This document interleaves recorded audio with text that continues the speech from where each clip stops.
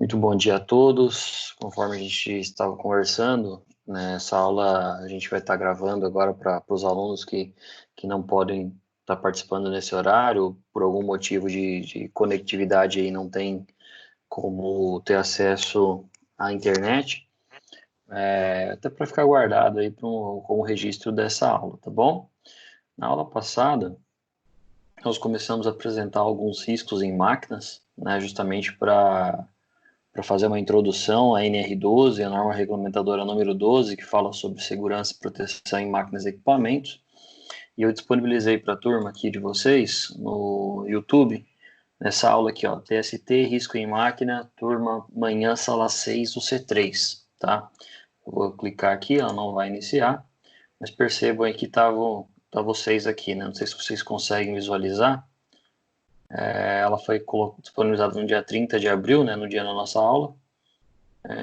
Tem 7 visualizações. Quem colocou como gostei aqui, vou colocar. Isso ajuda a desempenhar o canal.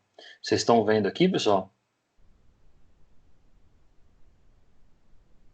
Sim, Sim, beleza. estamos vendo. Então, excelente. Quem quiser rever a aula de máquinas e equipamentos, a primeira aula, ela está aqui com esse link aqui no YouTube. Tá? Eu mandei até no grupo da sala de vocês na sexta-feira. Justamente para quem não conseguiu acompanhar, que possa assistir essa introdução a máquinas e equipamentos. Voltando para a aula de máquinas e equipamentos, né, de riscos em máquinas, a gente parou nesse slide, né, no qual eu comecei a falar sobre alguns sistemas de proteção. Especificamente, nós falamos sobre o sistema LOTO, o Logout e Tagout, né, Tagout, que significa bloqueio e sinalização. Toda máquina, quando ela precisa passar por manutenção ou que ela precisa ser feita alguma alteração, uma substituição de equipamento, de matriz, de componente eletrônico, a empresa precisa adotar, isso está na lei, está na NR12, a utilização do programa LOTO, né, que significa bloqueio e sinalização dessa máquina. Nós chegamos a passar um vídeo que está lá na aula 1, e sendo assim, quem puder depois assistir essa parte, né, novamente, assistir novamente essa parte, fique à vontade aí, justamente para que vocês revisem o conteúdo e, acima de tudo, aí também para se manter ambientalizado com essa fala, né, da segurança do trabalho. Quando eu falo sobre alguns sistemas de bloqueio, eu vou começar a passar para vocês outros esquemas que também servem de proteção ao trabalhador, à saúde do trabalhador. Aqui a gente está vendo, por exemplo, deixa eu tentar minimizar aqui ou colocar aqui para baixo, máquinas que são tecnológicas, né, tecnologias que servem para deixar as máquinas mais seguras, né? E aqui eu estou vendo um exemplo de uma operação no qual o trabalhador, que a gente vai chamar aqui como operador, porque ele executa a operação, ele tem interatividade com um robô, com um equipamento que não pensa, um equipamento que ele não sabe o que é certo e o que é errado, que ele só sabe fazer o trabalho dele, tá bem? Então, quando a gente fala sobre essa interação, essa interatividade, nós estamos falando sobre interface. A gente abordou isso na aula passada, né? O vídeo aqui à esquerda, né, no qual apresenta um operador somente, é uma máquina de stretch, tá? Stretch é como se fosse uma embalagem, né? Ela é feita, é, ela cobre de papel filme, de papel plástico, essas caixas que a gente vai ver aqui. Observem que o operador está de chapéuzinho ali, de chapéu de o capacete de segurança amarelo, né? E esse capacete de segurança ele está justamente ali para indicar que ele é o operador, ele que é o responsável pela utilização da máquina. Nós temos uma esteira, né? E essa esteira ela está trazendo ali pallets, né? Com caixas. No momento que ele aciona a operação, né? Eu até vou dar uma orientação para vocês aí. Quem tiver com fone de ouvido, abaixa um pouquinho o fone de ouvido, porque vai sair um ruído um pouco alto aí em relação ao vídeo, tá bem? Então, minimizem um pouquinho aí ou tirem o volume rapidamente aí o plug aí do ouvido de vocês, tá bom? E aí vocês observem a operação. Ele vai sair aqui, né? Vai entrar na linha de, de, de produção, e isso, né, a máquina ela precisa reconhecer o operador, que ele está interferindo na operação e não funcionar, tá bem? Isso aí que é um sistema de proteção para as máquinas seguras, tá bom? Vou colocar o vídeo aqui para vocês.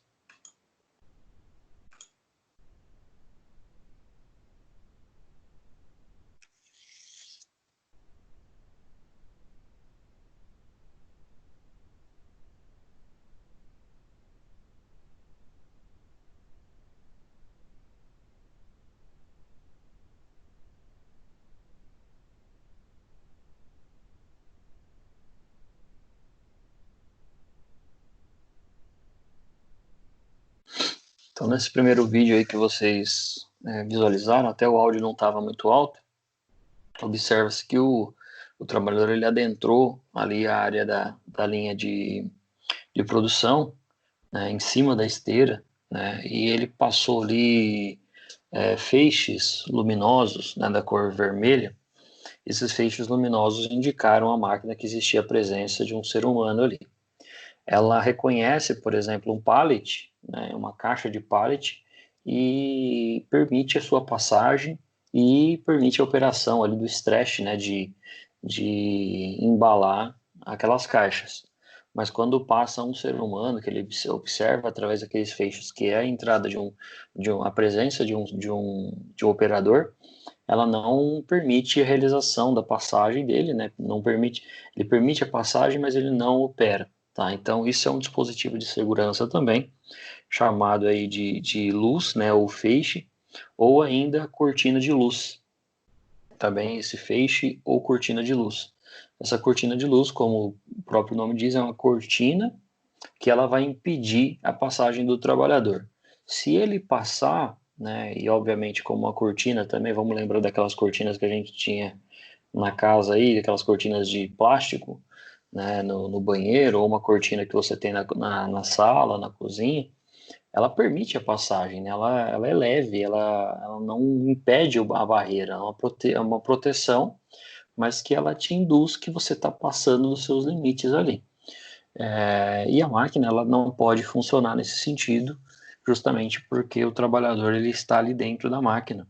Imagina, você chega aí no supermercado, tem aqueles pallets de caixa de alimentos e tem um trabalhador enrolado ali no meio, né? Isso seria inadmissível, né? Sem contar aí a possibilidade de riscos também no que diz respeito à segurança. Nesse caso, a operação era embalar. E se fosse um corte a laser? E se fosse uma prensa de uma máquina, né? Então essa cortina de luz ela indica aí a possibilidade, né, de um risco e acima de tudo um princípio que a gente abordou na aula passada, que é a redundância, né? Observem que o operador ele sai da frente da máquina, ele contorna e entra pelo acesso lateral. Então tinha uma proteção fixa ali na frente dele, aquela proteção móvel aqui aquela proteção móvel, né, que é o feixe de luz. Ele adentrou ali e acabou de certa forma gerando uma possibilidade de um acidente de trabalho. Mas a máquina ela é inteligente nesse sentido.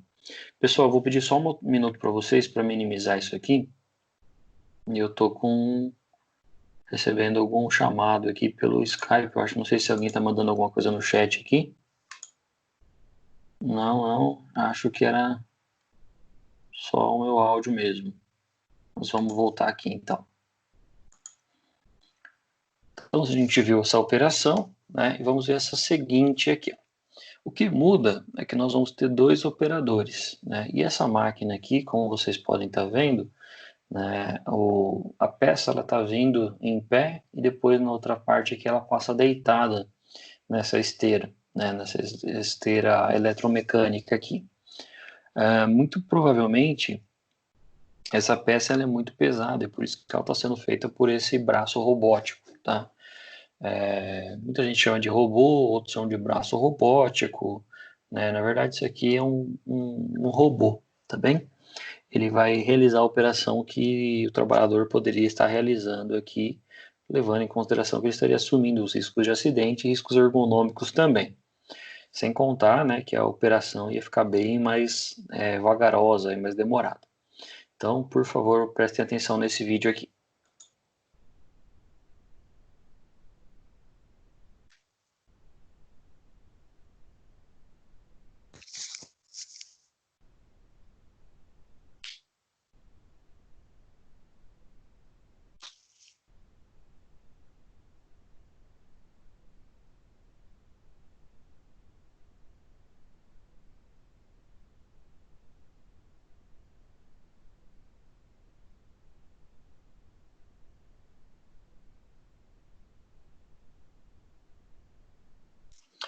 Aqui, pessoal, o que vocês observaram, né, é um sensor de presença de solo, tá? Como se fosse um tapete de pressão. E esse tapete identifica, por exemplo, a presença de uma pessoa. Apareceu o segundo operador aqui e ele, sem saber, né, entrou em contato com a máquina, fechou o portão e ligou a máquina. Se o operador tivesse nessa área de contato aqui, ó, seria certamente uma situação grave iminente aí de um acidente de trabalho. Entretanto, o solo, né, através de um tapete, reconhece a presença de um indivíduo e não permite o acionamento da máquina em nenhum momento. Nós temos aqui vias de acesso laterais, né, que elas não permitem a passagem de um indivíduo na altura em pé. Se ele abaixar e entrar aqui, né, ele está assumindo um risco de um acidente de trabalho e a responsabilidade em ocasionar esse acidente também, tá bom? Mas se ele entrou pelo portão aqui, observem que tem uma proteção, uma grade de proteção interna aqui também, mas existe ainda um sensor de presença, tá? A presença através do peso, tá bem? Então, o indivíduo que ele adentra aqui, ele reconhece que existe alguma pessoa ali dentro e a máquina não funciona. Foi necessário aguardar a saída dessa pessoa, ele fechar esse portão, né? E depois acionar a máquina para o seu funcionamento. Observe que aqui a gente tem uma presença de um bloco, né? Esse bloco ele é um bloco elétrico, e quando a porta ela é aberta, esse bloco ele é destravado. Então a máquina só vai funcionar com esse portão fechado. E aqui observem também que existe uma sinalização de como se fosse um semáforo mesmo, né? Verde, plena operação, né? Pode funcionar normalmente. Amarelo, né? Requer uma atenção, porque provavelmente alguém pode estar fazendo alguma manutenção ou algo assim. O vermelho é se tem realmente alguém preso ali dentro ou parado ali dentro, e ela não deve ser reiniciada, ligada em nenhum momento. Tudo bem? Dúvidas até aqui, pessoal? Como é que estamos aí?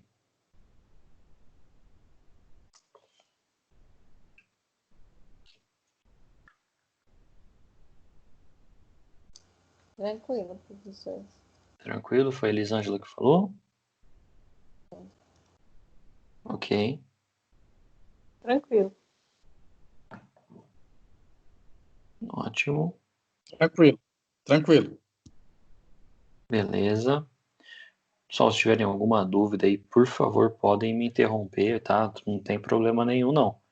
Vamos tentar fazer dessa aula em formato remoto aí a mais presencial possível, tá bem? As antigas máquinas, elas devem ser adequadas conforme a legislação e requisitos técnicos, né? Para oferecer condições seguras de operação. Muito provavelmente essas máquinas aqui, tanto o Stretch como o robô, elas são advindas aí de países da Alemanha, né, e dos Estados Unidos, que são as principais produtoras de máquinas e equipamentos. Mas eu tenho empresas no Brasil que também produzem esses robôs, né, e essas máquinas de stretch. Então eu compro a máquina e eu também preciso me assegurar, então, enquanto profissional de segurança, que elas virão com os requisitos técnicos da NR12, atendendo justamente essa legislação. Então, eu não posso permitir que essa operação ela ocorra sem esses padrões mínimos de segurança. Vamos por partes aqui para eu passar isso para vocês. Acionei o vídeo sem querer novamente, mas vamos lá. Durante as etapas de construção do projeto, né, ou de contratação dessa mão de obra, ou contratação dos equipamentos, ou a compra dos equipamentos, eu tenho que levar em consideração algumas necessidades da produção. Não adianta nada eu comprar um equipamento, uma máquina, um robô, pagar muito caro por ele, e ele ser um equipamento de má qualidade. Ele quebrar o seu funcionamento, ou ainda parar de funcionar, né, em determinados momentos. A velocidade da produção, né, atender a produtividade, o número de peças esperadas por turno e tipo de produção, tipo de produto também. Levar em consideração o sistema que a gente vai ver de sistema sequencial, né, ou PLC, que a gente vai ver isso aí logo, que é em resumo, né, é um controle lógico programável, né, que vem da sigla em inglês aí PLC, programa lógica de computador de controle, e alguns dispositivos com configuração de alguns dispositivos de segurança que devem ser paralisados em algumas condições, né, de risco. Vocês já devem ter visto essa letra CE aí no celular de vocês, em alguma TV, na bateria de vocês, né? Isso aqui significa Comunidade Europeia, tá? Essa sigla aí. Então, todo equipamento que vier dos Estados Unidos, né, ele vem com essa sigla aí, né? Ou com algum componente eletrônico fabricado lá. Ou na Europa, desculpa, nos Estados Unidos. Ou ainda com aceitação, né, dos mais rígidos padrões de segurança europeu. Tá? Então, essa sigla CE, Comunidade Europeia, ela significa que ela recebeu aí testes, ela foi validada e ela foi feita com os mais rigorosos testes de segurança na comunidade europeia. Quando eu falo sobre PLC, pessoal, que é o controle lógico programável, né? Como eu falei, a gente tem muita sigla em inglês aqui, eu vou tentar fazer isso menos traumático possível para a gente guardar. PLC nada mais é do que o controlador lógico programável. Então imagine vocês que esse aqui, né, essa imagem que a gente está vendo aqui, é um controlador, né, que ele tem uma função lógica de programação. Então isso aqui melhora o funcionamento da máquina e ao mesmo tempo ele serve como base para a empresa para verificar o número de peças produzidas, verificar a qualidade da produção, né, e o apontamento, né, o operador realizar o apontamento dessa operação. Quando eu falo ainda sobre o controlador lógico programável, ele é uma espécie de mini computador dentro da máquina que realiza a automação dos seus processos, seja por processos industriais ou monitoramento das máquinas. Então, sempre que o operador ele adentrar uma máquina, ele tem que sair depois, ele tem que resetar, né, ou iniciar esse equipamento, ou apertar algum comando de segurança para que ele volte a operar naturalmente. Também a máquina ela não faz isso, ela não realiza essa operação. Isso é realizado pelo corpo humano, pelo cérebro humano. Então, mas se eu passar uma senha para vocês e vocês virem apertar essa senha ali, com uma pessoa ali dentro, eu tenho que ter um efeito de redundância, eu tenho que ter um sensor de presença, um sensor que reconheça que eu esteja ali dentro, para que não funcione, tá bom? Então esse aí é o intuito melhor aí da gente entender esse controlador lógico programável.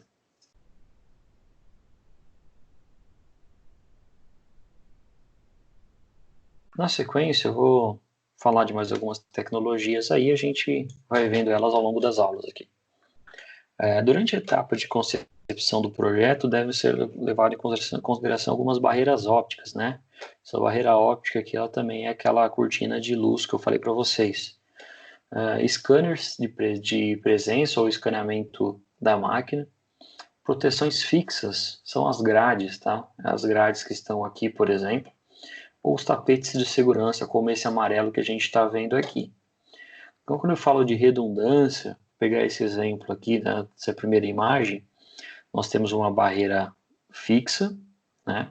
Então é uma proteção para que ninguém adentre naquela região ali. Só que eu tenho a parte da frente que ela é aberta, que ela é vazada. Então eu tenho uma outra forma de proteção, que é a barreira óptica ou cortina de luz. Aqui nessa lateral da grade, tanto nessa como nessa, haverá uma cortina de luz, né, da cor amarela, geralmente, que é todo o sistema de proteção, o sistema de segurança vai ser da cor amarela, emitindo uma luz óptica, né, a gente consegue visualizar ela, mas ela é bem mais perceptível quando a gente borrifa algum spray nessa região aqui, ou quando a gente olha nessas camadas aqui, dentro desse sensor óptico, eu posso ter o escaneamento da área e eu ainda vou ter o tapete de segurança. Então aqui só nessa situação nós temos 3 barreiras funcionando plenamente. Nós temos o tapete, nós temos a barreira óptica e nós temos a proteção fixa, que isso vai gerar aí uma proteção ampla, né, do processo de trabalho. Eu tenho que ainda ter sinalizações de segurança, conforme do sistema Loto. Essas etiquetas, né, que a gente está vendo aqui na língua inglesa, né, nós estamos vendo em inglês, elas têm que ser modificadas para a operação aí, né, no caso, na nossa língua nativa, português. Quando nós tivemos a implantação do sistema Lotus no Brasil, por volta de 2010, mais ou menos, eu trabalhava em uma indústria metalúrgica, nós compramos muitos equipamentos, né, que foram fornecidos pelo fabricante das máquinas, né, e elas vieram, os equipamentos, né, tanto o sistema Loto como as etiquetas vieram todas em inglês.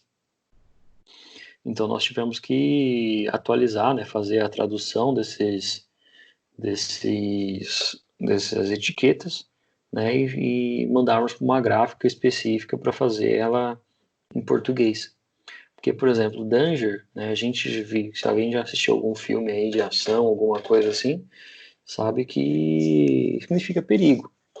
Mas o operador que não teve um conhecimento em inglês ou que não conhece a língua inglesa, que é grande parte da maioria da população, né, do Brasil, ela tem que estar familiarizada com a etiquetagem, né? Então, não custa nada colocar o perigo ali, né?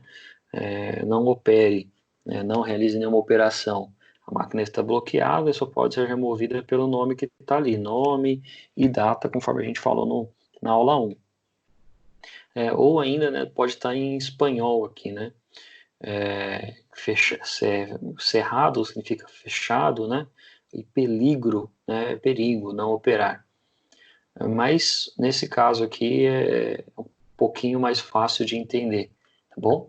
Então essa é uma sinalização de segurança também.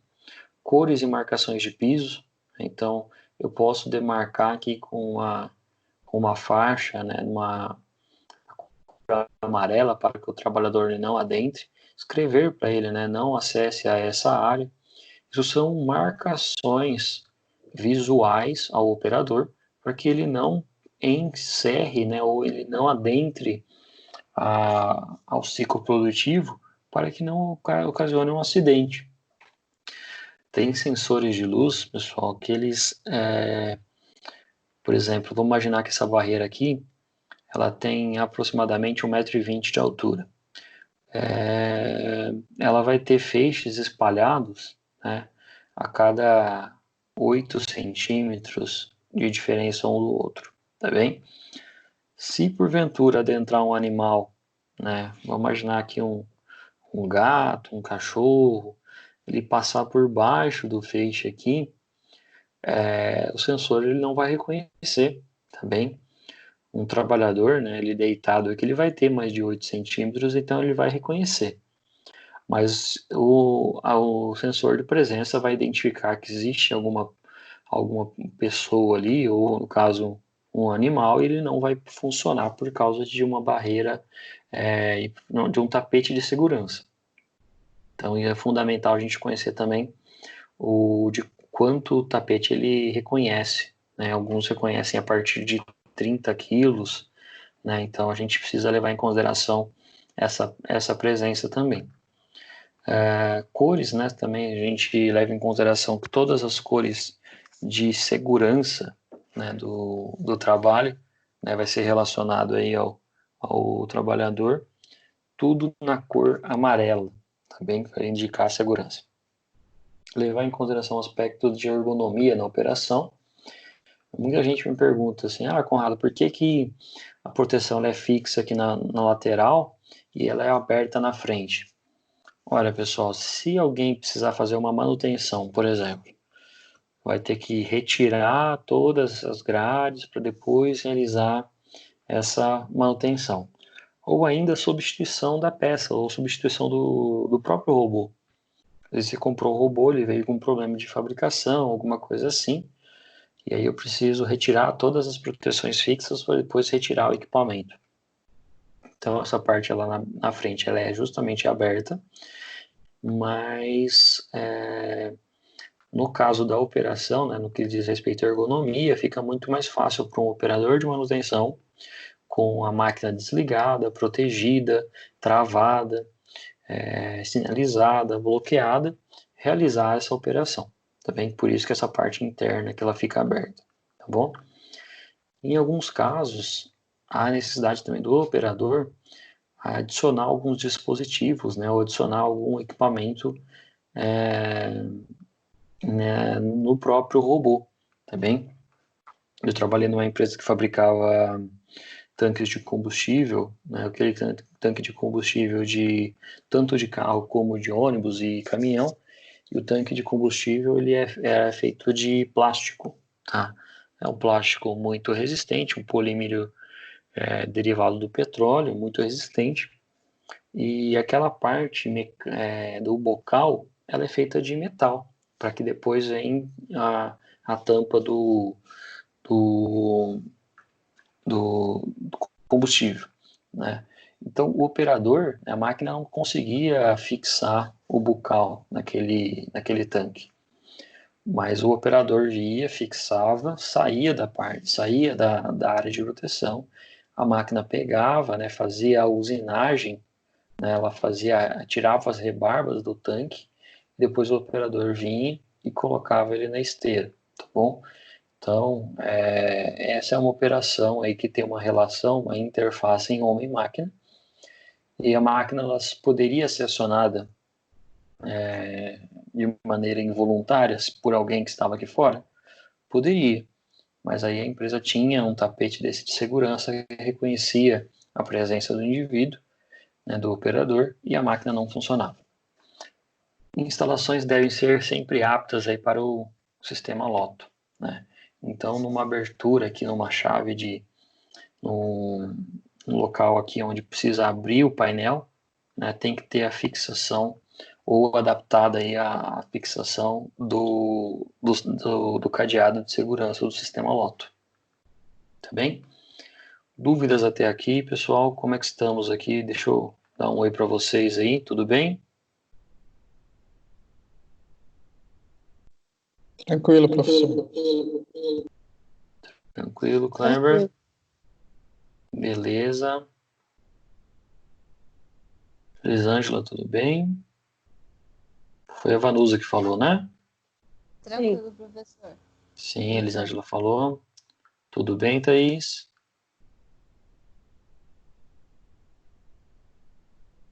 A Thaís está com o áudio desligado. Oi, tá tudo bem? Acho que ela deu um sim aqui, né? Vamos voltar aqui então para a nossa apresentação.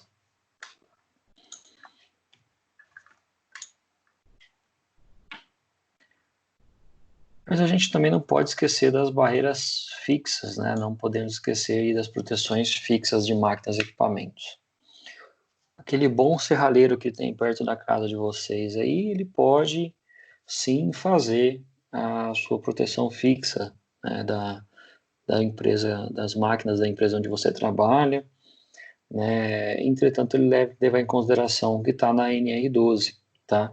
Nós temos uma ABNT que fala sobre a altura, sobre o tipo de material, o tipo de gradil, né?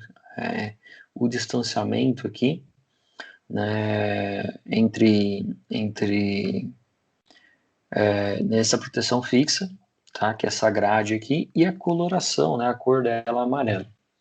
Olha que coisa engraçada, entre aspas, tá, pessoal? Essa mesma empresa que eu trabalhava fazendo, uma empresa que fazia tanque de combustível, tinha ventiladores, né? E nós, quando começamos a implantar o sistema de proteção em máquinas e equipamentos, esses ventiladores industriais, eles são de hélices de ferro, né? Nós colocamos também essa gradil nesse ventilador, em todos os ventiladores da empresa, da fábrica, né? Observe que aqui entre um risco e outro, né, cabe naturalmente um dedo, né, de um ser humano. Acreditem que quando a gente colocou a proteção, o trabalhador ele não percebeu se estava funcionando ou não a hélice, e ele colocou o dedo ali dentro para ver se a hélice estava funcionando. Não preciso nem contar o que aconteceu para vocês, né? Ele teve um corte ali, um corte contuso, né, que a gente fala. É um corte por causa de uma abrasão, de uma batida, né? E acabou tendo uma laceração do dedo, tá? Não chegou a uma amputação, mas cortou ali uma parte do dedo dele, tá bem? Depois teve que passar por uma cirurgia, fazer uma reabilitação, correndo o risco da perda, né, da amputação do próprio dedo, mas porque ele queria visualizar, ele queria sentir, vamos falar assim, se o ventilador estava ou não funcionando, tá? Então, nesse caso, não tinha um sistema de redundância, tinha só a proteção fixa, uma única proteção, tá bem?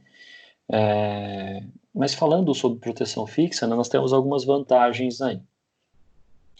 Ela é simples de dimensionar, né? Com uma trena, basicamente, aí você consegue tirar as medidas para uma proteção fixa, né? Um bom serralheiro, uma boa manutenção mecânica na sua empresa vai servir aí para fazer essas proteções.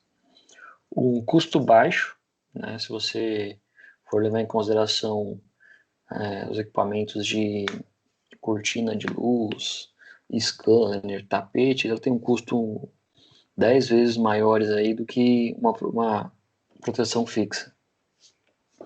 Ela é fácil de controlar e verificar se está funcionando visualmente, né? Se está aberto, se está fechada, por exemplo. Ela é fácil de fazer um reparo, né? Pode acontecer de uma empilhadeira passar aqui por perto e esbarrar, retirar um pouco de tinta, amassar. Pode, né? Infelizmente a gente vê isso muito acontecendo em fábricas, principalmente em fábricas bem antigas, né, do que diz respeito à tecnologia, mas é fácil de ser reparado, né? A empresa retira essa parte, coloca uma nova e transmite uma mensagem para quem está operando, né? Um acesso bloqueado. Não entre nessa parte aqui, não acesse essa parte, porque ela é uma proteção fixa, é uma barreira, é como se fosse uma grade. Ela é uma grade que não permite a entrada de nenhuma outra pessoa, tá bom? Entretanto, ela requer uns pontos de atenção que a gente vai ver. Ela requer disciplina da equipe da manutenção. Se eu recebo lá um chamado de um supervisor de produção, fala, olha, Conrado, a empilhadeira bateu aqui, eu preciso que a máquina continue operando, né? A equipe de manutenção tem que parar o que está fazendo, vir aqui e arrumar, fechar, ou ao menos deixar travado para que justamente a máquina volte a operar, tá bem? requer ainda uma disciplina da equipe de manutenção, porque eu não posso ficar trabalhando com ela aberta. Requer um controle visual, né, constante das condições de proteção, então verificar se as condições estão, se ela está firme, se ela está fixada aqui no chão de maneira firme, né, ela tem que ser presa aqui com uma braçadeira e com um parafuso, né, que permita que ela fique em pé, ela não se abra facilmente, também. Nesse caso aqui, se a empresa precisar acessar uma máquina que está ali dentro, pode ser adicionado um relé de segurança. O relé é como se fosse um interruptor, tá? Um interruptor de luz na casa de vocês, se vocês apertarem ele para cima ou para baixo, ele vai acender a luz. Se você abaixar ele, né, ou colocar ele para cima, ele vai apagar a luz. Nesse caso, esse relé de segurança, ele vai estar intimamente ligado com a parte elétrica da máquina. Então, se alguém abrir o portão, né, abrir a parte fixa aí, proteção fixa, a máquina ela vai parar de funcionar. Agora, se você fechar e depois acioná-la para funcionamento novamente, ela vai passar ali uma corrente elétrica, verificar que a porta está fechada e vai voltar a funcionar perfeitamente. Há também um cuidado aí no seu posicionamento para não representar riscos futuros de prensamento, né, ou ainda as arestas cortantes. A aresta, pessoal, são pontas, né, de ferro aqui que podem estar contorcidas, né, por causa de um acidente aí de uma empilhadeira ter batido nessa proteção, ou mal feita mesmo, né, sempre falta sobrando aqui uma parte para cima ou aqui no meio e alguém passar aí despercebido e ocasionar um acidente com a própria proteção. Também um leve corte, hein, uma abrasão por causa de uma aresta cortante. E aqui a gente tem um fluxograma, esse fluxograma está lá na NR12. Eu queria explicar para vocês como é que funciona a necessidade de colocar uma proteção da máquina, tá bem? Primeira pergunta que vocês devem fazer: existem partes móveis expostas? Se você colocar ali como não há necessidade de proteção. Agora, se houver sim, a gente sai aqui para uma série de possibilidades. Tá? Eu vou começar aqui pelo lado direito da imagem, né? O meu lado esquerdo é de quem está visualizando. Se sim, né, haverá acesso ocasional para ajuste de manutenção? Se a resposta for sim, né, você faz uma seguinte pergunta: essas operações são frequentes? Se sim, a parada total imediata de parte móvel quando a proteção é aberta? Sim. Então você deve colocar uma proteção móvel com intertravamento. Tá bem? Essa proteção móvel com intertravamento pode ser, por exemplo, um scanner de luz, ali, uma barreira óptica, também, no qual o trabalhador ele está ali dentro, né, e ela não pode ser acionada. Agora, se não for o caso, né, vamos voltar lá para a segunda pergunta, né, para a terceira pergunta, na verdade. Existem partes móveis expostas? Sim. Haverá acesso ocasional para ajuste e manutenção? Sim. Essas operações são frequentes? Não. Então eu coloco uma proteção fixa mais uma proteção móvel com intertravamento. Então eu estou trabalhando aqui com um sistema de redundância. Bem? Agora vamos aqui para a quarta pergunta. A parada total imediata de uma parte móvel quando a proteção é aberta? Se for o caso, não, né? Eu coloco uma proteção móvel com intertravamento de retardo. Tá bem? O que significa esse intertravamento de retardo? Eu estou falando aqui ocasionalmente de situações em que o trabalhador ele precisa verificar o funcionamento da máquina, né, de uma parte da máquina específica, muito específica, próximo à máquina, tá? Não numa área de prensagem, não numa área de produção, tá bem? Voltando aqui para a parte esquerda da imagem aí, ou direita de quem tá olhando o slide. Haverá acesso durante o ciclo de operação da máquina? Se for não, proteção fixa. Se sim, o acesso será contínuo a realizar a alimentação manual da peça ou material a ser trabalhado? Se não, proteção fixa. Esse caso aqui é aquele que eu comentei com vocês, é a alimentação manual da peça. O trabalhador precisava entrar para colocar um bocal de metal para depois terminar a usinagem, para depois lá na frente a empresa vir e colocar só a tampa do combustível naquele tanque de combustível. Se sim, né, o acesso é feito ao início e ao final de cada ciclo operativo em realizando uma manutenção manual? Se não, proteção fixa, né? Observem que até aqui o terceiro é a proteção fixa. Se sim, há parada total imediata da parte móvel quando a proteção é aberta? Sim. Então, eu tenho que ter ali uma proteção móvel com intertravamento. Se não for o caso, né, eu coloco a mesma proteção móvel com intertravamento de retardo. Então, esse fluxograma aí que a gente está tendo acesso hoje pela primeira vez, ele vai ficar muito mais fácil quando a gente fizer uma visita a uma fábrica que tem essas máquinas e, por sua vez, ela tem esses sistemas de proteção. Eu falei isso na aula passada, né? Eu vou falar isso agora novamente. Quando a gente inicia as UCs ou inicia aí o planejamento das aulas ao longo do semestre, principalmente de aulas como essa, a gente já faz uma ligação aí para alguns contatos de empresa, deixando ajustado, deixando agendado uma eventual visita, tá? Mas por essa situação que a gente está passando, está todo mundo passando por ela juntos, né? As empresas também não estão permitindo visitas, né? E não seria nada prudente a gente, numa época de quarentena, falar assim, olha pessoal, a gente está tendo uma aula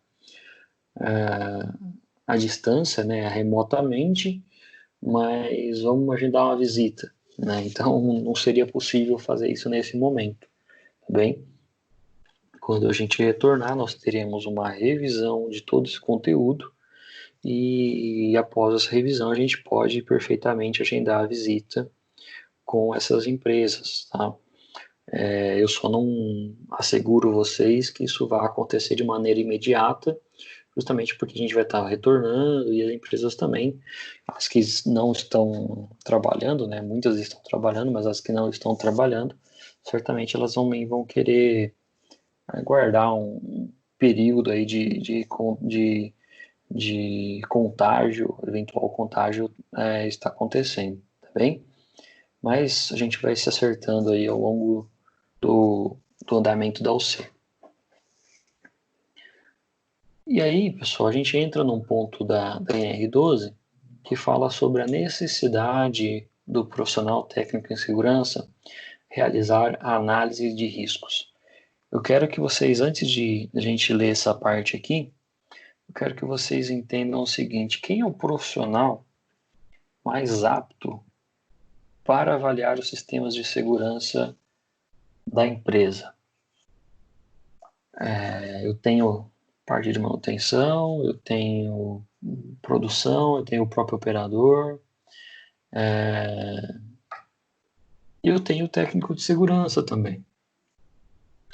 Então, a análise de risco, ela vai fazer parte dos sistemas de proteção de segurança que está lá na NR12, no item 12.39 da norma, que fala sobre uma categoria, né, de segurança que a gente vai ver na aula que vem, mediante análise de risco, tá bem? Que é prevista nas normas técnicas oficiais vigentes. Essa análise de risco, eu tenho umas metodologias a serem seguidas, a gente vai abordar elas aqui, mas essas metodologias, elas servem para que a gente faça um cálculo, ou faça um dimensionamento de um cálculo, e esse dimensionamento me dê aquele valor. Eu gosto de usar essa questão de análise de risco como as operações matemáticas. Se eu colocar aqui para vocês 2 e 2 é igual, eu não falei se era menos ou não falei se era mais, né? Se eu falar 2 mais 2 é igual a 4, beleza, todo mundo vai concordar. Agora, se eu falar 2 e 2 é igual a 6, vocês não sabem se eu estou usando multiplicação, se eu estou usando menos, se eu estou usando dividir, se eu estou usando raiz quadrada, tá? Então, quando eu falo sobre análise de risco, eu preciso ter uma mesma metodologia a ser seguida. A parte boa é que já fizeram essa análise de risco diversas vezes e, por sua vez, a gente já tem algumas análises de risco, né, ou metodologias de análise de risco mundialmente reconhecidas.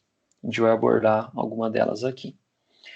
Então, além da proteção que nós temos de proteções fixas, móveis ou dispositivos de segurança interligado, eu tenho que ter também uma análise de risco de cada máquina para categorizar essas máquinas no que diz respeito a NR12, tá bom?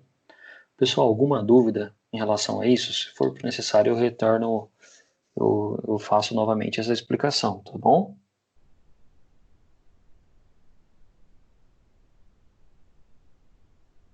Tranquilo. Tranquilo. Vamos lá, então. Ok, tranquilo. Ok. Quando a gente fala, então, sobre análise de risco, né, ela entra naquela questão que a gente viu na aula passada, né, a estruturação, a estrutura para se ter uma máquina em atendimento NR12. Eu preciso ter proteções adequadas, preciso ter procedimentos adequados, a capacitação da minha mão de obra, capacitação daquele colaborador, daquele funcionário, daquele operador. Eu preciso de manuais de operação, tá? Os manuais de operação, como ligar, como desligar a máquina, o que fazer em situações de perigo, o que fazer em situações em que a máquina para e fica acendendo uma luz vermelha, também. E também a manutenção preventiva, né, feita pela equipe de manutenção. Nós falamos na aula passada da corretiva, falamos da preditiva também, mas a manutenção preventiva é uma das mais fundamentais aí no que diz respeito à segurança. Então, projetistas aí de máquinas, eles devem dimensionar os seus sistemas de segurança para alocar recursos necessários, né, para adequação desses equipamentos, de forma a reduzir o risco de operação a níveis aceitáveis, tá bom? Eu só consigo falar se o nível é aceitável ou não se eu conheço a operação e se eu fiz uma análise de risco, tá? Analisar os riscos e propor soluções com forma de reduzi-los a níveis aceitáveis, né? O que é um nível aceitável? É um nível que eu tenho um sistema de redundância em funcionamento. Se eu tiver uma proteção fixa, ela é aceitável, mas não me assegura que o trabalhador ele adentre aquela parte da máquina. Aí eu tenho a proteção fixa, mais o relé de segurança, ela melhorou, otimizou a segurança. Agora, se eu tenho a proteção fixa, o relé de segurança e ainda um tapete que identifica a presença de um indivíduo ali dentro, isso é um nível extremamente aceitável, que o risco de segurança de acidente é muito baixo, tá bem? Mas eu ainda não posso assegurar de maneira 100% de certeza que não vai ocorrer um acidente ali, tá bom? Então a barreira fixa seria 90%, a barreira fixa com proteção com o intertravamento elétrico seria 95%, a barreira fixa com travamento elétrico mais o sensor de presença 99,9%, tá bem? Aquele 0,01 pode ser um caso de acidente, tá bem? Ter subsídios concretos para determinar aí a precisão do real investimento necessário em adequações em máquinas, tá? Quando a gente fala sobre proteção em máquina, pessoal, imaginem vocês que tem máquinas que se eu for realizar a, a adequação da NR12, vai ficar mais barato comprar uma máquina nova, tá? Se vocês tiverem aí, porventura, uma TV de tubo, aquela TV antiga, se cair no chão e quebrar a tela, uma nova vai custar muito mais barato do que o tubo daquela TV antiga. Porque a gente gosta de usar esses exemplos, porque muitas máquinas que estão em utilização hoje no chão de fábrica, em empresas, elas justamente são da era de 1960, 1970, e nós estamos em 2020, muita coisa mudou em segurança, principalmente em segurança em máquina, tá bem?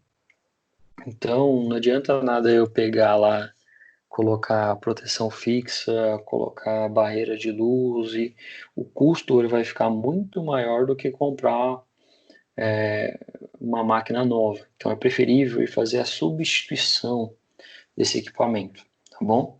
Ou ainda o que os engenheiros chamam, né, de retrofitting. Retrofitting é como se fosse uma recuperação, tá? Vocês devem ver muita gente aí que compra pneu usado, né, o pneu que ele está meia vida, borracheiro lá compra, ou o pessoal que faz alinhamento e balanceamento, manda para uma empresa, eles fazem uma recapagem desse pneu, né, e vendem depois com um preço mais em conta. Isso seria um retrofit, tá? Se o engenheiro ele assinar que a máquina é segura, o engenheiro mecânico, o engenheiro elétrico assinarem, o engenheiro de segurança assinarem que a máquina é segura, eles estão assumindo que a máquina não precisa ser feita a substituição, mas que foi feito o retrofitting e ela é segura no que diz respeito à adequação de máquina. Ter subsídios, né, financeiros aí para um cronograma de adequação. Esse cronograma de adequação ele surgiu com as primeiras revisões da NR12, como eu falei para vocês na primeira aula. A última revisão que nós tivemos foi em 2019, né, no primeiro semestre de 2019. Então a gente está falando aí de um ano praticamente. Mas quando eu falo de cronograma de adequação, quando a NR12 ela foi revista em 2010, né, com ênfase aí na proteção do trabalhador, foi dado um período aí de 3 anos para fazer essa adequação, tá? Para pequenas e médias empresas e grandes empresas 5 anos. E tinha que constar, né, num cronograma essa adequação voltada à NR12. E a gente fica pensando, né, poxa, 5 anos é muito tempo? 5 anos é um tempo razoável, né? Quando fala-se de investimento, né, vamos fazer uma parábola aí, né, uma metáfora, né? Se vocês pegarem aí uma pessoa com 18 anos, falar para ela, daqui a 5 anos você vai ter que estar casado com um filho, com a casa própria, né, pode parecer meio utópico, né? Mas quando ele chegar lá com 23, ele tem que estar casado, com um filho, com casa própria, com carro do ano e com todas as dívidas pagas já, né? Então é uma situação um pouquinho mais complicada quando a gente fala de empresa, principalmente, tá bem? E ter documentos para comprovação do comprometimento da empresa junto às autoridades regulatórias e órgãos certificadores. Esse documento, pessoal, ela pode ser diversos documentos, desde notas fiscais, tá? Que a empresa mostra que está fazendo orçamento, que está comprando máquina, tá bom? Propostas de empresas, né? Propostas comerciais para comprar, né? Isso já não vale mais porque era aquele cronograma de 5 anos. Mas a empresa, se ela tiver lá instaurado, né, um processo de compra ou uma compra que vai ser feita de uma empresa, como eu falei, uma máquina que vem lá da Alemanha, que demora 6 meses para chegar no Brasil por causa de alfândega, ele vem por navio, eu tenho que ter comprovado isso para se amanhã ou depois o Ministério do Trabalho aparecer na empresa e falar que minha máquina não apresenta não apresenta segurança na sua operação. Então, se você já tiver esse documento comprobatório que afirma que a empresa tem interesse em atender em R12, em substituir aquela máquina com problema, desde que não ocasione um acidente grave, ou principalmente um acidente fatal, eu tenho que levar em consideração que eu tenho que ter posse desses documentos, tá bom? Isso já auxilia, já ajuda bastante aí numa eventual fiscalização. E aí eu vou apresentar para vocês, né, algumas das metodologias que a gente utiliza para fazer análise de risco, tá bem? Vamos por partes aqui para não assustar, tá bom?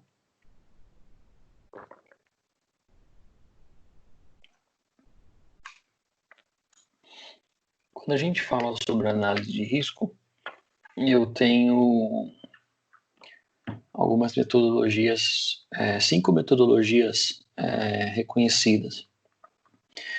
A primeira aqui é o FMEA, tá? FMEA. Ela é da sigla Failure Model and Defect Analysis, tá? Como eu falei para vocês, muita coisa vem lá do inglês, né? Então, quando eu falo do FMEA, ou Failure Model and Defect Analysis, eu estou falando sobre a análise dos efeitos e o modo do tipo de falha, tá?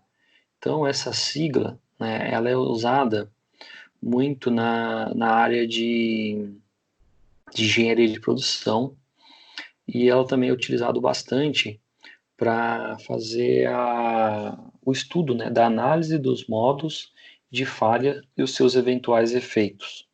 Então, se uma falha ocorrer, qual é o efeito esperado, né, durante o processo? Tá? O FMEA, né, conforme eu estava falando para vocês, ele é usado na engenharia de produto, na engenharia de processo. E essa engenharia de produto e engenharia de processo, ela serve justamente para estudar os processos, tá bem? Se ocorrer um acidente, qual que é a consequência daquilo? Tá? Ela é catastrófica, ela é leve, qual que é a consequência disso, tá bem? Então, o FMEA é um tipo utilizado. Eu não vou entrar muito no mérito agora. Quando a gente tiver aula presencial, a gente faz uma esquematização para entender um pouquinho mais sobre o FMEA, tá bom? A APR, né, como a gente já vê aí na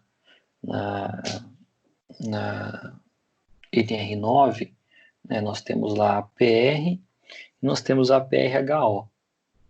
A APR, né, ela não vem de nenhuma sigla em inglês, mas ela trabalha ali com análise preliminar do risco. Leva-se em consideração uma multiplicação de gravidade versus probabilidade, tá bem? Então, por exemplo, eu vou fazer uma ironia aqui. Eu saio para dirigir meu carro, esqueço a carteira em casa. Minha carteira está lá com a minha CNH. Isso é grave, concordam? Se qualquer policial me parar, né, isso vai gerar uma multa e é uma irresponsabilidade, porque eu não tenho como comprovar que eu sou habilitado. Por mais que eu tenha barba, por mais que eu tenha idade, por mais que eu tenha uma aparência de um indivíduo são, é uma gravidade, é uma infração de trânsito. Mas qual que é a probabilidade, né, de um policial me parar? Eu teria que ter uma blitz, eu teria que estar dirigindo em uma situação bem mais não segura, né? Eu estaria, por exemplo, levando em consideração que eu estaria levando mais risco para outras pessoas, e a probabilidade, né, ela gera aí uma interpretação duvidosa, tá? A probabilidade de eu encontrar uma blitz, por exemplo, nesse período de quarentena, ela é menor do que o período normal. Mas ela já é maior num período de feriado, de carnaval, por exemplo. tá bem? Então leva-se sempre em consideração a gravidade e a probabilidade. Eu sempre acho que a PR ela é mais indicado para a atividade, justamente por ser, primeiramente, uma língua nacional, né? E também porque a gente já é familiarizado na área de segurança em trabalhar com a PR, tá bom?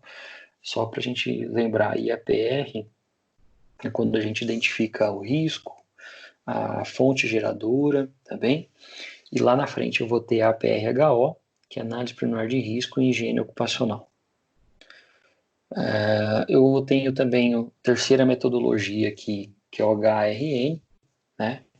HRN vem de Hazard Ranking Number, tá? Esse hazard, né, ela leva em consideração que é o perigo, tá bem? Hazard em inglês é perigo. Esse hazard rating, né, do number, né, HRN, significa aí uma ferramenta de avaliação, né, de perigos, tá bom? Ou um número de avaliação de perigos. Rating é como se fosse ranking, como se fosse uma estimativa, né, desse risco, tá bom? Então, quando eu falo também sobre hazard, eu estou falando sobre perigo, ranking, né, ou classificação, avaliação, e number é um número, tá bem? É como se eu fosse do lado da máquina, pegasse uma trena, né, uma fita métrica e avaliasse, olha, o risco está aqui nesse número, tá bem? É uma classificação aí que vai de 1 a 1000, né, a mais de 1000, no qual eu tenho uma classificação em aceitável, um risco muito baixo, um risco significante, um risco alto, muito alto, extremo e um risco inaceitável, tá bem?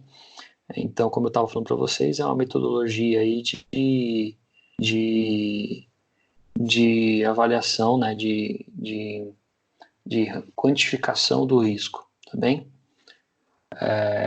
O HPR, né, que é o Hechler Protect Risk, né, esse é um pouquinho mais menos usual, vamos falar assim, né, na sua utilização.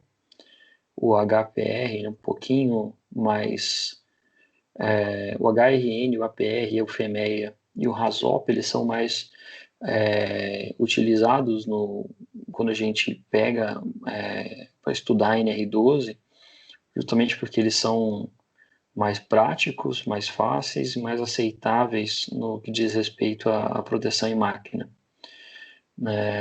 Já esse quarto item, né, o HPR, né, que ele é mais indicado para controles de perda. Ele leva em consideração a perda de materiais, por exemplo, tá? E quando a gente estuda, né, essa ferramenta, a gente eu gosto de falar muito pouco sobre ela, né, porque ele leva em consideração que ela uma certa altamente, é um risco altamente protegido, tá? Eu não gosto muito dessa definição, não. Quando a gente pega essa definição, né, em inglês, né, reckless é protegido, né, é altamente, né, protect é protegido e risk é risco, né? Então é como se fosse, eu vou sair de casa, eu vou colocar o cadeado, vou passar uma corrente em casa, vou contratar uma equipe de vigilância noturna e ainda vou colocar sistema de monitoramento. A gente sabe que se for um ladrão entrar em casa e roubar, ele vai roubar com tudo isso, tá bem? Então não adianta a gente falar muito sobre HPR aí. Também ele é mais indicado para o controle de perdas. Né? Então, se eu saio de casa e eventualmente alguém entra e faz um furto aqui em casa, rouba alguma coisa, eu só vou saber depois que eu ver aquela perda, tá bem? Depois que eu entrar e eu falar assim, olha, tinha uma camiseta aqui no varal e roubaram, né? mas é uma situação bem mais pouco utilizada, tá bem? E por último, e não menos importante, nós temos o HAZOP, tá bem? O HAZOP, ele vem de Hazard and Operability, né? Como a gente falou ali, Hazard é perigo, né? E Operability, né? Que é operação, habilidade, ele é mais usado em processos industriais, tá? Não quero ser tendencioso na vida de vocês em nenhum momento aí, mas eu prefiro o APR, tá? Na sequência, o RASOP, em terceiro lugar, o FIMEA, em quarto lugar, o HRN, e em último lugar, o HPR, tá bom? É o que eu vejo mais usualmente aí nas ferramentas de trabalho. O que eu preciso levar em consideração depois de escolher, né, depois de me familiarizar melhor nessas metodologias de análise de risco, é a norma que eu vou seguir, tá bom? Nós temos uma norma inglesa, né, que está em inglês, né, a inglesa da Inglaterra, né, que ele está com EN na frente, tá bom? É a EN 954, parte 1, tá bom? Aqui no Brasil a gente tende a usar 2 pontos e o ano. Lá eles, principalmente na Inglaterra e na Alemanha, eles tendem a usar um tracinho e a parte 1, parte 2 ou a revisão 1, a revisão 2, tá bem? No caso, no Brasil, a gente tem a norma brasileira de regulamentação que se assemelha com a NR12, né? Lembrando que nós temos uma hierarquia aí que a NR12 ela está acima da NBR. A NBR ela é 14009 de 2013, tá bom? É a revisão, a última revisão da norma brasileira de regulamentação. Eu dei toda essa volta aí para explicar para vocês o seguinte, pessoal. Quando eu estudo máquinas e equipamentos, eu tenho uma categorização dessa máquina e eu tenho uma categoria. A minha categoria de segurança, ela vai ser B1, B, a categoria 1, 2, 3 e 4. Para isso, eu preciso ter uma proteção, né? Um S1, um S2, ou F1, F2 e a proteção 1, 2, P1 e P2. Quando eu falo sobre todas essas siglas aqui, a gente direciona, né, que a máquina ela vai ser mais segura se for do nível 4 e menos segura se for categoria P, tá bem? Então, observem aqui que as categorias B e a número 1, elas praticamente são descartáveis, elas não podem ser aceitas sendo utilizadas. Agora, quando eu pego, por exemplo, a categoria S1, categoria 2, opa, volta aqui, por favor. Cliquei aqui no negócio e foi. Em categoria 2, eu levo em consideração que já tem uma proteção grande ali para aquela máquina. E por aí vai. Eu não vou entrar muito no mérito aqui agora, na nossa próxima aula, que se eu não me engano, eu acho que é quarta-feira ou quinta, eu não preciso lembrar, a gente vai falar só sobre isso. Deixa eu confirmar aqui no cronograma. Nossa próxima aula de máquinas e equipamentos, ela, na verdade, ela é na terça-feira, dia 12. A gente vai falar mais sobre essa categorização aqui, tá bom? Dá um tempinho para vocês se inspirarem aí. Deixa eu tomar uma água aqui também, enquanto a gente vai falar sobre perigos e riscos. Deixa eu só dar um oi para vocês aqui. Tá tudo bem, pessoal? Como é que estamos aí? Estamos com 1h10 já de aula. Podemos tocar mais um pouquinho? Vocês querem que parem? Bem, não. Pode tocar aí 2 horas, né? 2 horas? Vamos até as Correto? 10? Isso. Correto. Beleza. Vamos lá, então. A Thaís caiu, vamos só aguardar um pouquinho e ver se ela retorna, tá? Senão a gente dá andamento aqui. Tranquilo.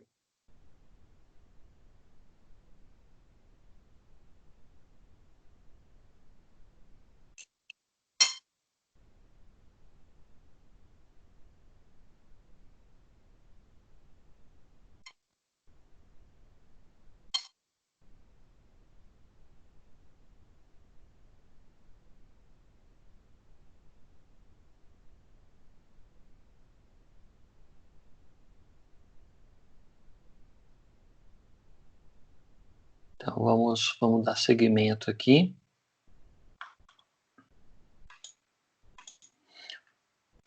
Vamos fazer primeiramente um estudo, né, entre perigos e riscos. Toda vez que a gente fala sobre perigo, eu levo em consideração o estado ou uma situação, tá bem? Por exemplo, nós estamos, neste momento, em uma situação de perigo, né? Lá fora nós temos um vírus que, se porventura a gente tiver contato, nós temos a possibilidade de infecção muito grande, tá bem? É um perigo. Agora, a partir do momento que você sai de casa, você está em exposição, tá? Então, existe aí o que a gente chama de risco. A partir do momento que você se expõe a esse perigo, você está em uma condição de risco. Nesse caso aqui, a gente está vendo o empilhamento de uma caixa, né? Isso é uma situação de um perigo. Existe o perigo, né, por causa do estado ou da situação dessa caixa aqui de cima cair, tá bem? Agora, nessa situação 2, nós temos aí uma situação de risco, tá? No qual existe a mesma situação ali da situação 1, entretanto, existe um indivíduo ali no meio. E esse indivíduo, ele está numa situação de risco porque existe a possibilidade da queda dessa caixa, tá bom? Todos sabem aí da possibilidade, tá? Ninguém vai querer entrar contra, né, a lei da gravidade, por exemplo. Não tem como a gente barrar a gravidade, tá bem? Então a possibilidade da queda e dessa caixa é muito grande. Então isso é o que a gente chama de perigo e de risco. Um outro exemplo de perigo que não está aqui no slide, mas eu gosto muito de usar, é um perigo, né, eu afirmar que a gente, quando vai no zoológico, a gente está numa situação de perigo, tá bem? Porque ali existem animais, os animais eles não são racionais. Se eu estou visitando lá um leão especificamente, eu estou numa situação de perigo. Entretanto, existe um estado, uma situação que me protege daquele perigo. Agora, se eu invento de colocar a mão para dentro da grade, ou eu invento de ir lá alimentar o, o, o leão, ou passar a mão na juba dele porque eu acho bonito, né? Eu estou numa situação de risco, tá bem? Não tem nenhuma barreira de proteção entre o leão e a minha pessoa, né, ou qualquer outro animal, tá bem? Então isso também é uma situação característica, né, quando a gente estuda aí máquinas e equipamentos. A máquina sempre vai apresentar um perigo ao trabalhador, porque como a gente falou lá na parte comportamental, a máquina ela não tem discernimento, a máquina ela não sabe o que é certo, o que é errado, a máquina ela sabe trabalhar, ela não sabe, ela não reconhece, né, o que é o indivíduo, o trabalhador, né, dentro da área de risco, tá bem? Agora, se eu tenho interação com um trabalhador, se eu tenho a interação com essa máquina, eu preciso levar em consideração também que aquela situação de perigo, né, ela pode se tornar outra situação de risco a qualquer momento. Quando a gente fala ainda sobre essa situação, né, vamos passar aqui para o próximo slide, para perigos provocados por máquinas e equipamentos. Tá? Essa é a parte que a gente começa a entender um pouquinho, né, por que a gente tem que colocar tanta proteção nessas máquinas. Quando eu falo sobre NR12, né, eu trago mais exemplos lúdicos aqui em relação a essa informação, esses tipos de acidentes, tá? Mas um dos acidentes mais famosos aí é o esmagamento, tá? Observem aí que existe a presença de uma mão humana, tá bem? Independente dele estar com luva, independente dele estar sem luva, eu tenho a possibilidade da máquina ela vir, né, como um pistão abaixando e tem um esmagamento dessa mão, da pressão dessa mão, tá bem? se você já recebeu um aperto de mão um pouco mais forte aí, saibam que o esmagamento é basicamente 1000 vezes maior do que esse aperto de mão. O esmagamento, ele pode ocasionar ali, né, fraturas nos dedos da mão, pode ocasionar perda de substância, né, ruptura da pele, tá? E esse esmagamento, né, ele vai gerar ali uma deformidade, né, ou esmagadura, né, que ele pode ser total ou parcial ali nesse caso aqui da mão ou do corpo inteiro, tá bem? É até irônico falar disso, né? Que alguns países adotam esse tipo de punição como uma situação de pena, tá? De uma pessoa cometeu um acidente, cometeu um furto, cometeu algum delito ali, e um desmagamento da mão ali, ou o famoso corte da mão, era uma forma de pena, tá bem? Um dos outros tipos de acidente é o corte, tá? Então aí ó, o corte ele pode ser a amputação, né, dos dedos, dependendo da região dos dedos, tá? Só para vocês perceberem quando a gente fala sobre mão, né, vocês olharem para a mão de vocês, nós temos 4 principais dedos na mão, que eles estão divididos em 3, né? Nós temos aí a falange distal, porque está mais distante do corpo, a medial, porque ela está no meio, né? E a proximal, porque ela está mais próxima da mão. Nós temos o polegar também, que é o dedo que equivale a 60% da mão. Se vocês perceberem no dia a dia de vocês, a partir de hoje, na hora que vocês forem escovar o dente, vai ver que o polegar é o que dá força para você segurar a escova de dente.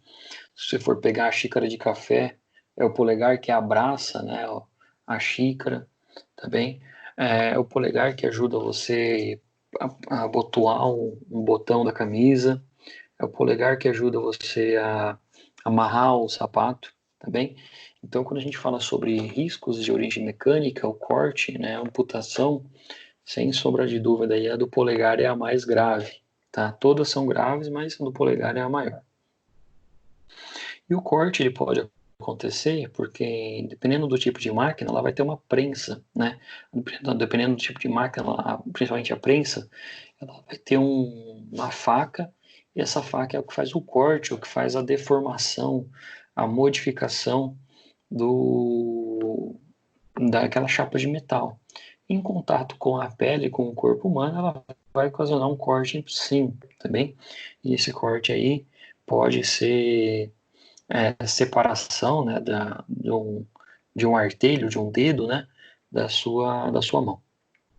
O cisalhamento, que é que é uma espécie de duas forças contrárias, né, uma para cima e uma para baixo, pode provocar aí um aperto, né, pode provocar uma ruptura e também pode provocar aí uma fratura dos dedos, tá bem?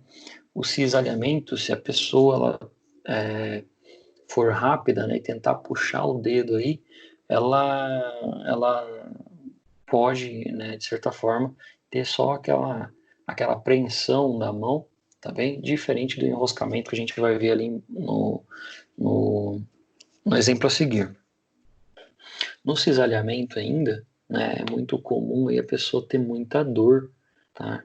Porque, obviamente, todos os casos ela vai ter dor, né? Mas no cisalhamento é como se fosse uma prensagem aí do dedo e a pessoa ela vai continuar com aquela sensação de que alguma coisa está interferindo na pele dela, no dedo dela, tá bom? O enroscamento, né, que é no caso aí o mais famoso é o moedor de carne. A pessoa ela vai colocar um pedaço de carne ali, um patinho, um acém para fazer uma carne moída. Em vez de usar o equipamento que é próprio para empurrar a carne para auxiliar, ela vai lá e coloca a mão, tá bem? Esse enroscamento, né, como eu falei, a máquina ela não sabe o que é certo, não sabe o que é errado. Ela pode, no caso do enroscamento, prender a mão do trabalhador, os dedos do trabalhador. Nesse caso aí, pega-se todo o equipamento, pega o moedor, leva tudo para o hospital. Também o hospital vai ter que abrir, vai ter que desmontar. Se tiver alguma chave própria de segurança, né, uma chave, principalmente aquelas chaves que são feitas para apertar os moedores, né, ou troca de faca, ou limpeza de faca de moedor, leve essa chave junto com vocês, porque no hospital não vai ter. Né? E esse enroscamento é muito provável evoluir para uma amputação também, porque o tempo que passa preso ali, né, no enroscamento, o tempo que a mão passa presa ali dentro, ela fica sem oxigenação, a célula morre, e aí dificilmente os médicos conseguem fazer um reimplante ou fazer ali a desinfecção para depois voltar a funcionar plenamente aquele dedo, tá bom? Aquela mão. E ainda a situação de arrasto também, que vai evoluir para um tipo de amputação por avulsão, tá? Para vocês entenderem um pouquinho mais o que eu estou falando, o braço, né, daquela pessoa, ela entra, né, na parte motora, na parte de movimento. Os mais famosos aí é o torno CNC, o torno mecânico, na verdade, né, o CNC realmente trabalha fundo fechado, né, o torno mecânico ele trabalha aberto, em grandes partes, e nesse torno aí pode ocasionar a situação de arrasto, né, que é ser envolto, né, a mão enrolar ali dentro, vamos falar a palavra é essa mesmo, ser enrolada ali dentro da parte de rotação, tá bem? Então pode ocasionar uma avulsão, né? O trabalhador ele pode ser puxado para dentro da máquina, ali para dentro daquela parte de motora, ou somente o braço, e aí, devido à força da máquina, ela pode arrancar, né, o braço aí na altura do ombro, praticamente, tá bem? E, pessoal, muito dificilmente também a questão de implante aí, ela vai evoluir, tá bom? Porque primeiramente por causa que a situação ela é grave, né? Ela é gravíssima. E nada melhor do que falar sobre a proteção da máquina do que acontece sem a proteção. Mas nesse caso aí, o braço do trabalhador ele vai ser quebrado em diversas partes e pode acontecer aí também de um eventual gangrenamento dos dedos, né, dos dedos do próprio braço, tá bem? Mas vamos parar de falar de coisa ruim, vamos falar de proteção, né? Esqueci de citar aqui mais 3 casos ainda. Quando a gente fala sobre riscos em equipamentos, eu não posso deixar de levar em consideração os ruídos de origem física, térmica e elétrica. Os riscos de origem física, né? Primeiro é o ruído, né? Que a máquina ela vai produzir ruído e ela pode ocasionar uma perda auditiva, né? Por nível de sonoro de pressão elevada ao trabalhador. A queimadura, porque a máquina ela vai se esquentar, então existe o risco de origem térmica também. Em alguns casos, algumas máquinas utilizam óleo e esse óleo pode aquecer também. Então, às vezes o trabalhador pode ter contato com esse óleo, né? Ou o óleo ele pode sair, né, da máquina por algum motivo, né? Especificamente por causa de uma ruptura de mangueira. E esse óleo, se ele estiver quente e entrar em contato com o trabalhador, certamente vai ocasionar um acidente de origem por queimadura. E o risco de origem elétrica, o famoso choque elétrico produzido, né, ou provocado aí pela própria máquina. Os perigos, né? Por exemplo, a gente está vendo aqui uma prensa de engate, né, de chaveta, uma prensa excêntrica, né, que é essa prensa que ela tem o funcionamento para cima e para baixo, geralmente associado a uma força motriz na parte posterior. Se o trabalhador ele tiver um contato com essa correia aqui, ele pode ter um cisalhamento na correia, né? Ou ainda também um arrasto aí por causa desse funcionamento. E ainda, se ele tiver contato à área de prensagem aqui, ele vai ter um cisalhamento na mão também. riscos de origem térmica, né, o contato com superfícies de alta temperatura, seja por transferência de calor por radiação, né, podem ser produzidas aí pelo próprio processo, né, numa siderurgia, por exemplo, uma alta temperatura, ou ainda o calor, né, provocado por causa do próprio processo. O trabalhador está usando uma roupa própria para o calor aqui, mas nada vai proteger ele aquela alta temperatura. Bem, não vai provocar uma queimadura, mas vai certamente gerar uma alta temperatura ao trabalhador, e se ele não tiver o repouso ali, não tiver as pausas metabólicas, isso vai gerar um adoecimento àquele trabalhador. Pessoal, a nossa aula ia até aqui, tá?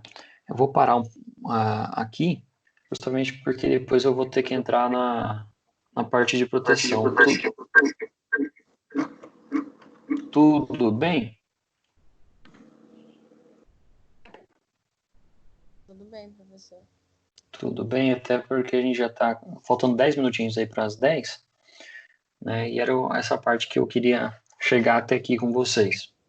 Porque eu vou falar sobre prensa excêntrica, prensa de gaveta, chaveta, e isso é um assunto para mais uma aula longa aí, tá bem? Professor. Oi. Não, tranquilo. Tranquilo? Pessoal, conforme eu estava falando para vocês, eu estou gravando essa videoaula, né, essa aula em formato remoto. Eu vou encerrar a gravação agora. Eu disponibilizo até o finalzinho da tarde aí no YouTube para vocês, tá bom? E para a própria sala, né, quem não pôde acompanhar ou quem teve que sair aí, que foi o caso da Thaís, para a próxima aula a gente faz uma revisão desse assunto, tá bom? E já dá andamento aqui na terceira parte da aula, tá bem? Correto. Vamos fazer uma força-tarefa aí para buscar o pessoal que não está entrando, não está assistindo, tá bom? Que aí a gente sai todo mundo aí com o mesmo conhecimento. Tranquilo, professor. Maravilha. Beleza? Forte abraço para todos, uma ótima semana. Amanhã nós temos aula de ergonomia. Quem não fez ainda o trabalho, por favor, vá lá no link aí que a gente passou, né? Para preencher o trabalho, tá bom? Acho que 4 ou 5 alunos já fizeram, se eu não me engano. Tá bem? Mas aí amanhã a gente fala mais sobre isso. Correto. Ok. Forte abraço. Já recebi da Elisângela, da Vanusa. Eu não me recordo de cabeça aqui agora, mas de vocês duas eu tenho certeza que eu recebi. O Kleber não mandou ainda, mas ele vai fazer hoje, né, Kleber? Tranquilo. Tá bom? Fiquem à vontade aí. Vocês têm até dia 6, né, para fazer, tá bom? Ok. Ótimo dia. Bom dia, professor. Um ótimo dia, uma excelente semana. Um abraço. Tchau, tchau. Também. Tchau, tchau. Tchau, pessoal. Tchau, um abraço.